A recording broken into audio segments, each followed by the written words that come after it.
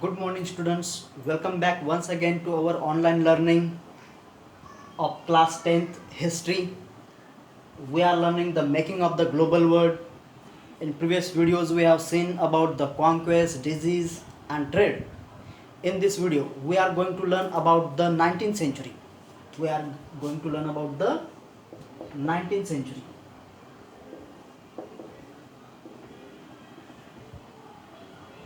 In this video, we are going to learn about the 19th century, that is from 1815 to 1914. So 19th century, so the world changed profoundly during the 19th century. Economic, political, social, and cultural and technological factors interacted with each other in complex ways. They tried to reshape and change the international relation. Economists have identified three types of flows. Economists have identified three types of flows.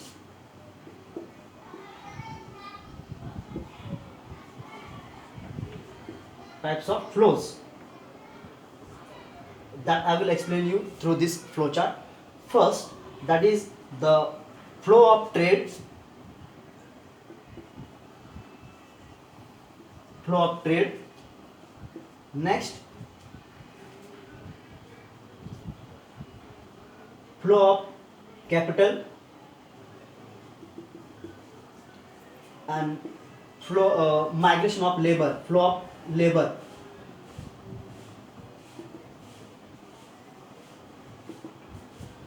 Of labor, migration of labor. So these three types of flows are identified by the economist: flow of trade, flow of capital, and flow of labor.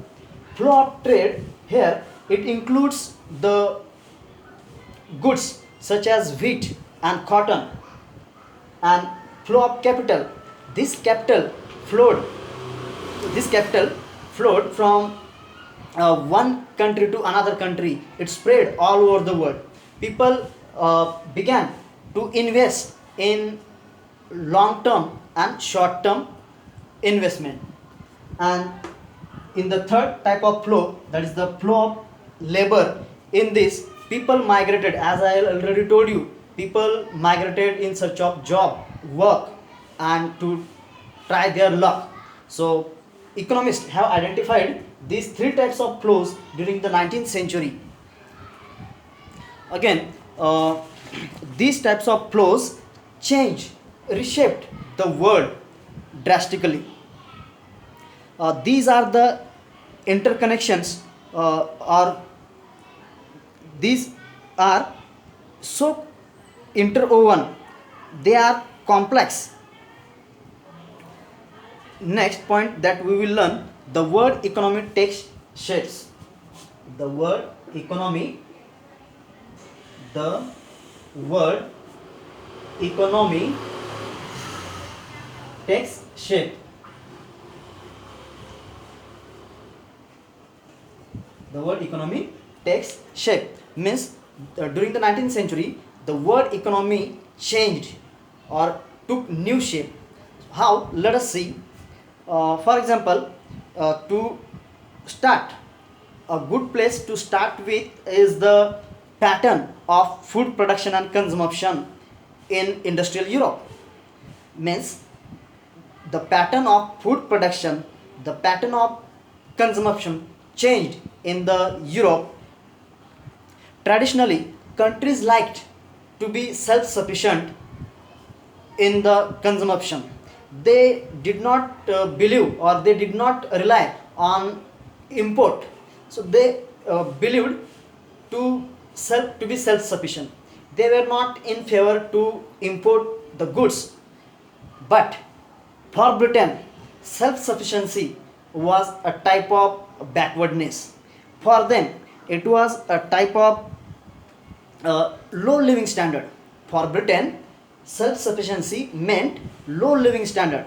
So as the population expanded, increased, as population was increasing from till late 18th century, and in the 19th century it increased in Britain. So there was more demand of food grain in Britain. As urban city dwellers, as urban centers increased, cities expanded. So there, as cities were there, urban centers were there, so there grew the industries. Industrialization was also there. So to feed these industries, uh, Britain required food grain. They required raw material. They required agricultural material. So they began to import to improve their living standard, to increase their standard of living. So they believed in import, and as there was a need also to uh, cater the needs of the people. So under the again there was a much flow or import in Britain, but in Britain there was a pressure from some landed groups. There was pressure from some landed group. Landed group means landlords or some peasants on the government. They put pressure on the government to stop the import of the agricultural products, because Britain's peasants were not able to compete with the import. So there was a pressure from the landed groups on the government. The pressure by the landed groups on the government to restrict the import of corn. To restrict the import of the corn is known as Corn Law. What is Corn Law?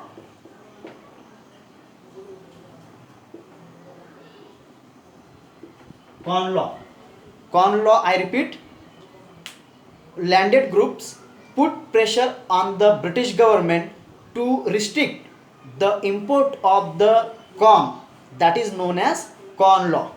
But as there was imposition of this Corn Law, again after some time, some industrialists or city dwellers, they opposed about, as there was a rise in the prices. Again there was some scarcity of the raw material. So these industrialists or city dwellers, they demanded abolition of this Corn Law. So because of the again pressure of the landed groups, that is pressure of the businessmen, okay, pressure of the businessmen and some city dwellers, British government scrapped the Corn Law.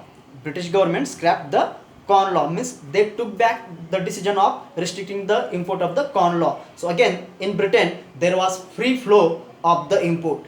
As a result, what happened, as there was scrapping, as the Corn Law was scrapped in Britain, there was more import and prices fell. In Britain prices fell. As a result of scrapping of this Corn Law, many people in Britain became unemployed. Vast land was left uncultivated. So that is why many people traveled or migrated to another country. So in this way its impact could be seen on Britishers or the lives of the people. Again as I told you, food prices fell, and Britain and consumption in Britain rose.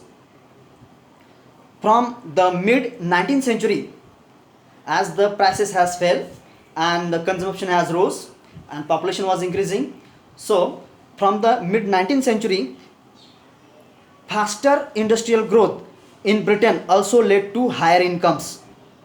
From the mid 19th century, faster industrial growth led to higher incomes, and therefore more food imports around the world, that is from Eastern Europe, America, again Russia and Australia. The lands were cleared for agricultural production in order to meet the demand of Britain. All over the countries or from around the world, such as Eastern Europe, America, Australia, lands were cleared to meet the British demand. Again, to clear the land was not enough. So, it was not enough merely to clear the land for agriculture products. Again, railways were needed to link these agricultural regions to the ports. So they started clearing the forest for laying the railway tracks. So railway tracks were there in order to carry the agricultural products from agricultural region to the ports.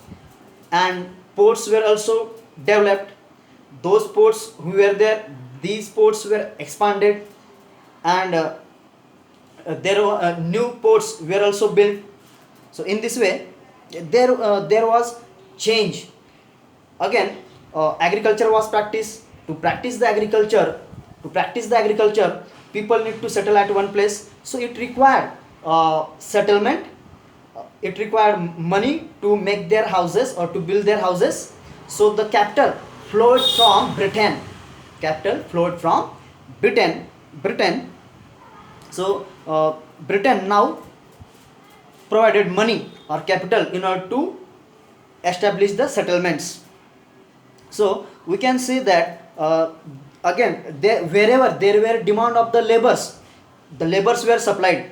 For example, from labors came from America, again from Caribbean islands, from Africa. In this way, labors also came from southern Europe to supply where there was shortage of the labors. So we can say nearly 50 million people traveled from one place to another country or one place to another place in search of job. Or we can say near about 50 million people traveled from Europe to America and Australia. Again, all over the world, if you see, from all over the world, 150 million people are said to have migrated. Thus, by 1890s, in this way, by 1890s, a global agricultural world has changed drastically and had begun to take new shape, accompanied by the complex changes in the capital, accompanied by complex changes in the economy, technology. I told you there was industrial revolution in Britain or in Europe. So it changed economy, it changed technology, as well as it also affected the environment. There was change in the ecology as well. So in this way, now food came from not only from nearby market but from the long distances, and it was not tilled by the peasants who owned the land, but the food came or the agricultural products came by the workers who had worked and who had came from different parts of the world. So in this way, from distant parts, the agricultural products came to Britain. Again, as I told you, there was invention of railways and ships. So these agricultural products were transported through the railways, and these agricultural products were transported by the ship. Again, I would like to tell you one example of our India. As India was also colonized by the Britishers ruled over India. So take the example of western part of Punjab. So there in western part of Punjab, semi-dried areas, west areas were converted into fertile lands by the irrigation. They started building the canals. So people who settled in these near the canals, they are known as canal colonies. They are known as canal colonies. So people from Punjab, or not only from Punjab but also from other parts of the India, settled there and started practicing agriculture, and they converted the dry wasteland of West Punjab into the fertile land, and these canal colonies were settled by the people who had migrated from different states of India. Again, same example, another example that I would like to tell you about cotton. Cotton was also produced. Cotton was also produced in order to feed the factories of Britain. Not only that, cotton, but also we can say rubber. So in this way we can say so rapidly did the regional specialization was there in terms of agricultural products. So again, to summarize this video, I will tell you that between 1820 and 1914, the world trade is estimated to have multiplied to 25 to 40 times. The world trade is said or is estimated to have multiplied 20 from 25 to 40 times, or in this way nearly 60% of the world's trade was there in primary sector. For example, primary products, that is of agriculture, that is again wheat, clothes, that is cotton, minerals and coal, etc. So that's all for today.